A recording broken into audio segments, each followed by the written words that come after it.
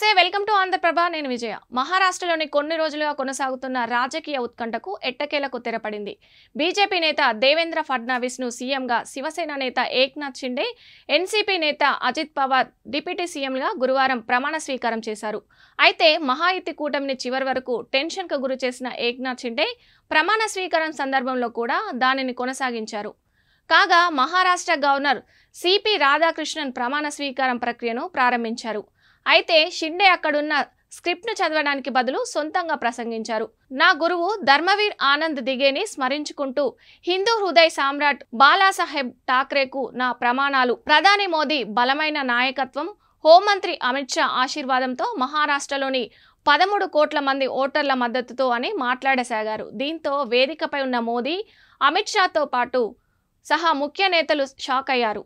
ఏం జరిగిందో తెలియక అయోమయం చెందారు. మరోవైపు ఏక్నాథ్ షిండే ప్రసంగాన్ని గవర్నర్ సిపి రాధాకృష్ణన్ అడ్డుకున్నారు. ప్రమాణ స్వీకార ప్రక్రియను మళ్లీ ప్రారంభిస్తూ తిరిగి నేను అని అన్నారు. దీంతో మహారాష్ట్ర ఉప ముఖ్యమంత్రిగా షిండే ప్రమాణ స్వీకారం చేశారు. అయితే షిండే ప్రమాణ స్వీకారం చెల్లించినప్పటికీ సంబంధించిన ప్రోటోకాల్ను ఆయన పాటించకపోవడంపై విమర్శలు వెల్లువెత్తాయి.